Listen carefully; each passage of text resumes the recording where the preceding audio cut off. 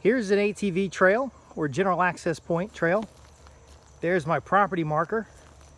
And there's an ATV trail that continues in our ATV that we recently got. We just used it on trails and it's new to the property. This right here is an access point, and I'm Justin Hitt with Prosperity Homestead. We talked earlier in another podcast about folks who are authorized to be on trail systems, which are like what we go back and forth with tools and farm stuff, and those who decide to go on and off the property off-roading, which is unauthorized. And so the concern from a liability perspective as a farmer or as a property owner is that if somebody crosses your property line, whether they're coming in or going out, there is a liability to you as the owner, because there's no way to prove that these tracks are my ATV, somebody who's authorized to ride back here, or someone else who's illegally riding back here.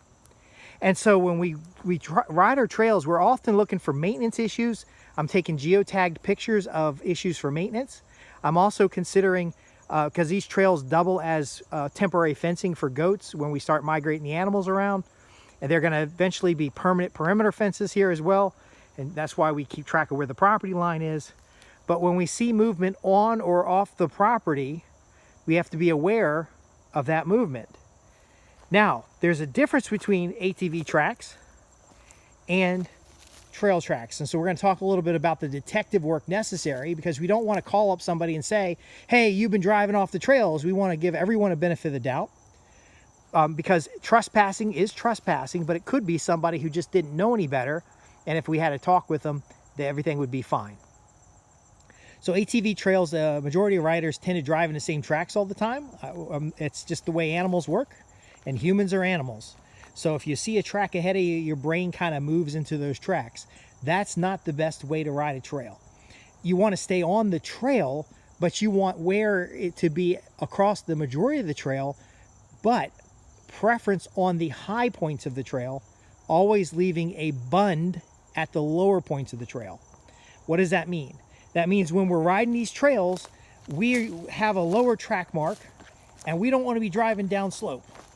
We want to be staying on the upper 3/4 of the trail, and we want to be staying on the designated trail. And so if you have an opportunity like this, for example, where it kind of runs off into the woods, and it looks like you can get an ATV through there, you don't want to do it. And you can see here how nothing has driven through there, because the rotten branches and the bushes, everything's kind of loose on the soil. It hasn't been packed down, because these ATV wheels are soft and they tend to pack down the material on the ground. Okay, so we could run an ATV across that, but that would be all bumpy, and it's woods on the ground. But over here you can see how it's wearing track marks. So we don't want the wearing of track marks. Now again, this ATV is new to this property. Other people have been using ATVs out here, and this ATV itself has only been here for, I don't know, maybe a couple months. I've only used it recently because it had a dead battery. So, but again, there's no way to tell, is it my ATV activity causing these tracks and destroying new plants coming in?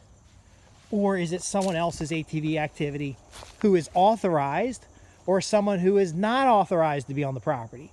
And that's why we want to understand how trail management works. The same thing goes with horses. If there's a trail in the woods and all the horses are walking in the same trail, then you're going to start getting divots where you're going to hold water, channel water, and start causing erosion. So if somebody comes down a trail and we're doing trail design, we don't want a trail cut off the trail randomly anywhere on the property, because again, we don't want to channel water off the property, and we don't want to cause erosion. We want our trails to be nice and neat like this, whether there are goats on it, horses on it, pack mules on it, ATVs on it, UTVs on it, or anything else. Now, we don't allow large weight recreational vehicles, but we would allow a pickup truck through here, because the pickup truck's going to come through infrequently, such as setting up the fence. We'd have a bobcat or a tracked vehicle back here. But again, this spot here looks like somebody came down here with an ATV and drove off into the woods for a number of reasons. First off, most of the brush is packed down, but I don't see a pair of wheels. So I don't see that tracking that tends to happen. I do see, however, coming in, there looks like a little tracking, and some of the branches are broken up as if something rolled over it, and slightly you can see some kind of track, but it's not necessarily ATV wheels. Now, an ATV can come through here and knock over some brush, and we would see damage on the base here, and we would see damage up the edges here. Because see, I get pissed. You heard me in the other video, I was getting emotional because I don't want people riding their ATVs around. Now, somebody could have come in here once or twice with an ATV because we're seeing a little bit of crush damage and stuff like that. But what else might cause this damage?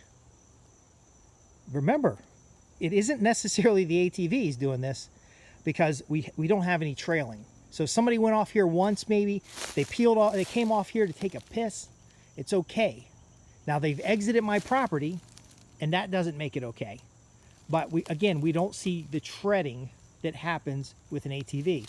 And this, of course, is the worst place to come off because it's downslope. Water would pool. It would cause an erosion track in here.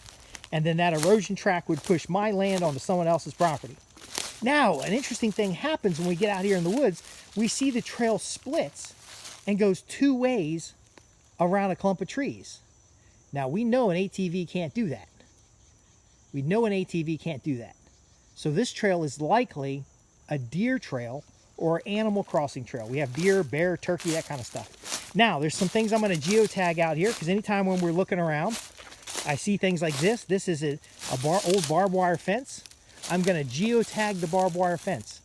This particular property has a slight skew to what's in the GIS versus what's physically on the ground. So I know from the plats that there are barbed wire fences that have been here since the 1960s, and they're actually on the plat. And so this physical fence has not moved. There's also a cemetery, and so I geotag these things when I find them. But back to the trail. An ATV would not have gone around a clump of trees, but you can also see the animal treading here. So the animal treading also makes marks in the ground. It imprints. Animal treading also pushes down the dry grass. As you can hear how dry everything is. Now, another clue that this is animals and not people is that we have scat. So ATVs don't leave scat. Now, again, up there at the access point, if I didn't take further investigation, I might think there's some bastard back here driving from my property to someone else's property, or driving from someone else's property to my property, and that has to be addressed. But now knowing that there are deer traveling through here, it gives me a different idea of what can be done here and the value of what we've got. Now, if the deer are treading enough for that point to cause erosion, I can put a brush fence there and force the deer across contour to a more favorable entry point. And this is a very important thing to understand, because what we're doing here is we're working with nature, but we're reducing the erosion and having some conservation efforts. I saw this over here and I got distracted. That's something a deer would do. I shouldn't touch it really because they'll smell it. But that's a buck getting his fuzz off his antlers and standing here. And then we can see some of the eating over here. And then we can see, looks like a bedding spot where there's more trampling.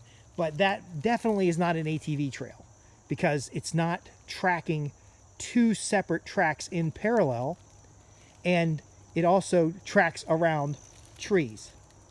So we've got what's normally an animal trail, and animal trails are very important parts of your environment. Now, animal trails can erode, and that's why I don't mind pack goats, and I don't mind horses, and I don't mind responsible ATV use, because studies show that a horse, regular horse trails and ATV trails erode at the same rate if they're not properly designed and if they're not properly used. So we could have, and this of course is not my property, so I'm going to walk back, but we've gone in to done a little investigation. We now realize it's not a ATV trail. We've got a couple spots to geotag because they're property boundaries, and then we head back to our own property. But again, you can see how there's like an open field over there. You can see how there's some openings and clearings. I want to make sure for the safety of my animals and the security of my private property that humans had not run their little ATVs through here. And so I'm going to head back. But do you see what we're talking about here? When you're managing your land and you're observing it, you're really getting intimate in the sense of knowing how it responds to wildlife pressure and how it responds to human pressure. And being that this is downslope, I want to cultivate a level trail with a bund on this lower end so that if we get rain events, it slows and spreads the water, and you're not going to get that by riding this exact same paths all the time. These trails are perimeter trails at the edge of the property, and they're meant to be 21 feet wide. Now there's going to be a fence row here, which will be 14 feet wide, and some of that will be included in what we have here. But again, we haven't found all the barbed wire fence that was here, and some of these trees have barbed wire in them, so we didn't cut them down originally. But ultimately, state of Virginia obligates farmers to have perimeter fencing when they have livestock. And so now that the surveying's done, the trails give us access, we can come back in here and cut down these trees. And actually, when they timbered that area over there, I had them cut down a lot of the big trees that were in the fence row. So I let them cut stuff on my side as much as I'm going to cut stuff on their side, because again, the fence row needs to be easy to maintain, and that's a whole different thing.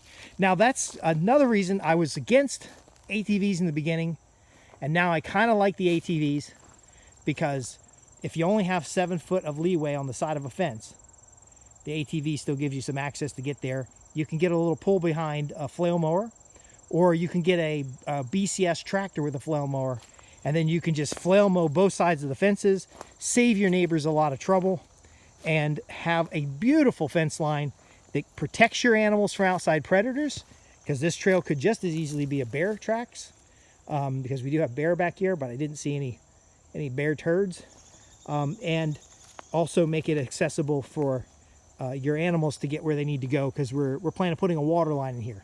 So be sure you like and subscribe. You can see more about how we're developing this piece of property. I hope these tips have been useful.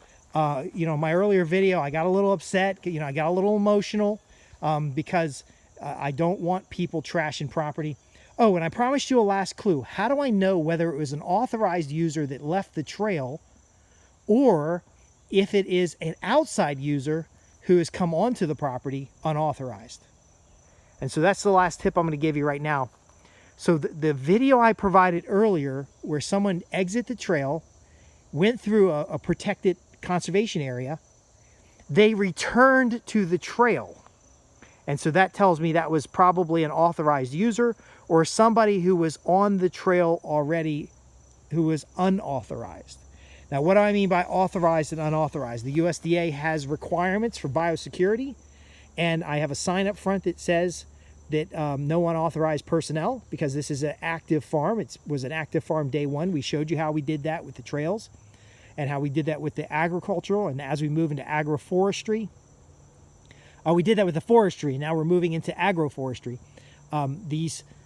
You're not supposed to bring on or take off any type of materials, and then vehicles are supposed to stay in their designated spaces. So I know that whoever went into the wetlands got there from the trail rather than outside, and so that's a clue that it was either an authorized user off trail or an unauthorized user off trail, of course. Now also there's little niches through here that I'm keeping an eye on, because it looks like a little fun place to run through, but there's a bund at the top of the hill there. So that drive is a level contour trail, then a slope, and then a level contour trail, and then another slope. And we could talk about that in an earthworks video or a trail design video. If you're interested in those topics of earthworks, trail design, property security, farm management when it comes to habitat, whether you got 5 or 500 acres, you don't want other people messing with your stuff. And then you also want to have the proper application of resources, because if I thought this was an ATV trail and I went off on a neighbor, or I went off on somebody who's been authorized to be out here, that's going to mess with relationships. Again, give people the benefit of the doubt, understand how to do the tracking related stuff that's on the trails, and definitely, if you're interested in any topics associated with what we've covered today, visit me at www.prosperityhomestead.org. Ask your questions on the contact form or join our newsletter, and you'll get an email address where you can contact me directly. I'd be more than happy to answer your questions as we talk about land management, habitat restoration, homesteading, and other aspects of having a successful and prosperous homestead. Thanks for watching, and I'll see you in the next podcast.